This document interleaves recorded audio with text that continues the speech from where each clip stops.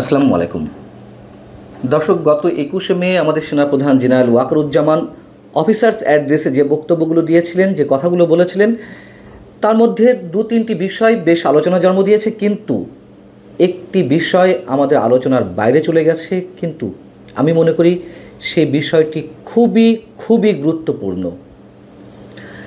তার বক্তব্যের যে বিষয়গুলো, আগামী ডিসেম্বরের মধ্যে নির্বাচন কিংবা করিডোর ইস্যু অথবা মবক্রেসি নিয়ে যে কথাগুলো বলেছিলেন, সেগুলো নিয়ে বেশ হইচই চলছিল গত কয়েকদিন ধরে, এখনও চলছে।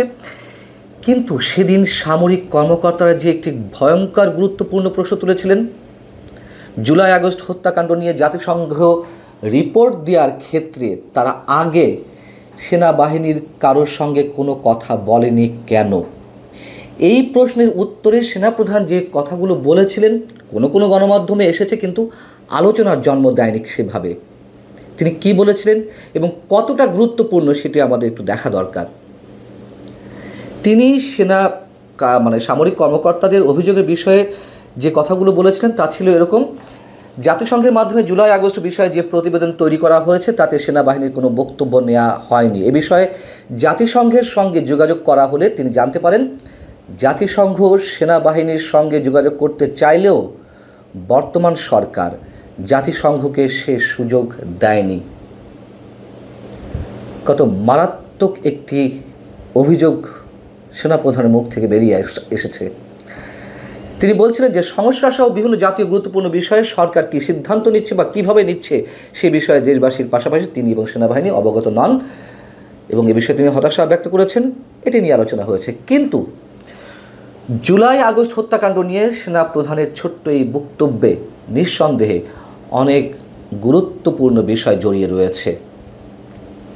জাতিসংঘের এই রিপোর্টটা যে পুরোপুরি বায়াসড একটি রিপোর্ট, সে বিষয়ে আমি নিজে একাধিকবার কথা বলেছি, এবং সেনাপ্রধান এই বিষয়টি উত্থাপনের সঙ্গে সঙ্গে যে বিষয়গুলো প্রশ্নবিদ্ধ হলো, কেন সরকার সেনাবাহিনীর সঙ্গে জাতিসংঘের ফ্যাক্ট ফাইন্ডিং কমিটির সদস্যদের কথা বলতে দেয়নি, কী ছিল সরকারের উদ্দেশ্য?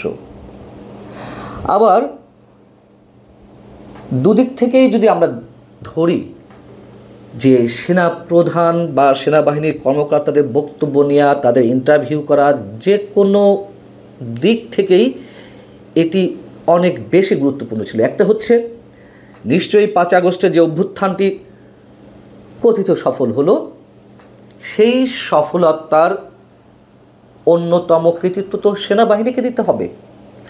অথবা যদি বলি, যারা সেনাবাহিনীকে অভিযুক্ত করেছেন এর আগে, 5 আগস্টের আগে বৈষম্য বিরোধী আন্দোলনে গুলি চালানোর জন্য, সেদিক থেকেও তো তাদের ইন্টারভিউ করার কথা কোনো কোনো সদস্যের, কেন করা হলো না?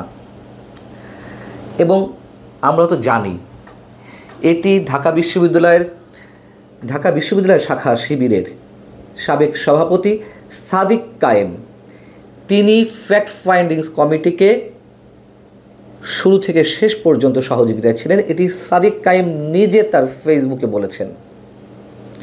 সেই কমিটির রিপোর্ট কতটা বায়াসড হতে পারে, কতটা আনবায়াসড হতে পারে, সে সম্পর্কে আমাদের নিশ্চয়ই ধারণা থাকতে পারে। এবং জাতিসংঘ,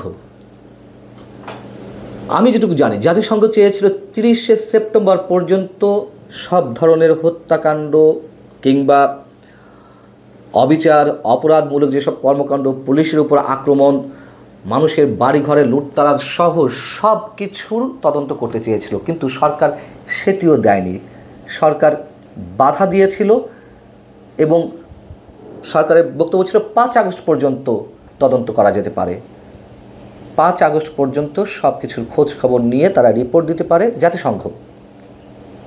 পরে এক ধরনের বার্গেনিংয়ের মাধ্যমে জাতিসংঘ 15 আগস্ট পর্যন্ত তদন্ত করবে, এটি সরকারের কাছ থেকে আদায় করে নিতে তারা সফল হলো 15 আগস্ট পর্যন্ত।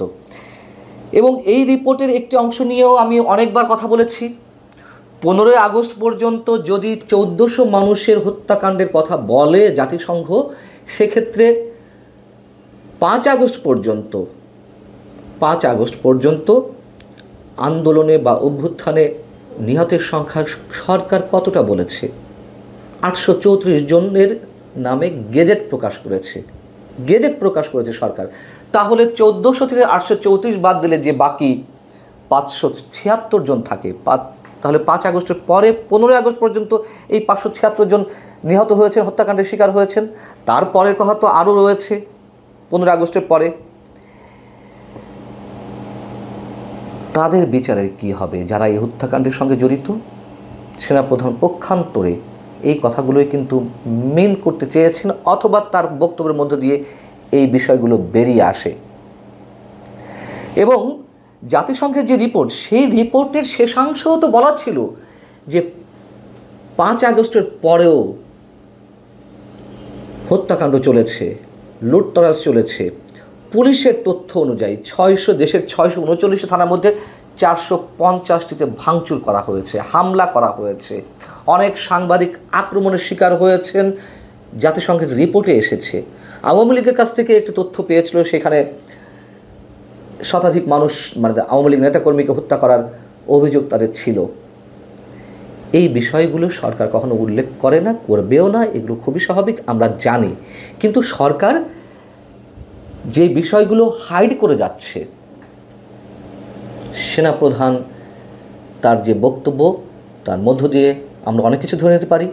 একই সঙ্গে জাতিসংঘের যেই বক্তব্যটি ছিল, জাতিসংঘের মানবাধিকার বিষয়ক হাই কমিশনের যিনি চেয়ারম্যান ভলকার তুর্ক, তিনি বিবিসির পডকাস্টের ইন্টারভিউ বলেছিলেন যে 5 আগস্টের আগে তারা সেনাবাহিনীকে বলেছিল গুলি না চালাতে। যদিও আন্তঃবাহিনী জনসংযোগ পরিদপ্তর থেকে, আইএসপিআর থেকে যে বক্তব্য দেওয়া হয়েছে সেটাও আমরা জানি, তারা এটিকে অস্বীকার করেছে। এখন জাতিসংঘের রিপোর্টের কথা যেভাবে সেনাপ্রধানের মুখ থেকে বের হলো, তাতে কয়েকটি বিষয় খুব স্পষ্ট হয়ে যায় আমাদের সামনে, যা তিনি সরাসরি বলেননি, তবে যেগুলো আমরা ধরে নিতে পারি। এক, সেনাপ্রধান করিডোরে এসে বলেছেন স্বাধীনতা সার্বভৌমত্বের ক্ষেত্রে কোনো ধরনের আপোষ নয়, এবং সেনাবাহিনীর থেকে দুদিন আগে সংবাদ সম্মেলন করেও কথা বলা হয়েছে। আমরা ধরে নিতে পারি একটি অংশের হর্ষা মনে করে যে যাই হোক না কেন সেনাবাহিনীর সদস্যরা যে জাতিসংঘের শান্তিরক্ষা মিশনে যায়, সেখানে তাদের একটা স্বার্থের একটা বড় বিষয় থাকে, তাদেরকে নেওয়া বন্ধ করে দেবে জাতিসংঘে। আমরা জানি জাতিসংঘে যেভাবে ডিপ স্টেটের খেলা খেলছে যুক্তরাষ্ট্রের হয়ে, সেক্ষেত্রে সেনাবাহিনী রুখে দাঁড়ালে জাতিসংঘে, মানে শান্তিরক্ষা মিশনের সেনাবাহিনী সদস্যদের নেওয়া বন্ধ করে দেবে। এই বিষয়টিতে আর ভীত নন সেনা সদস্যরা।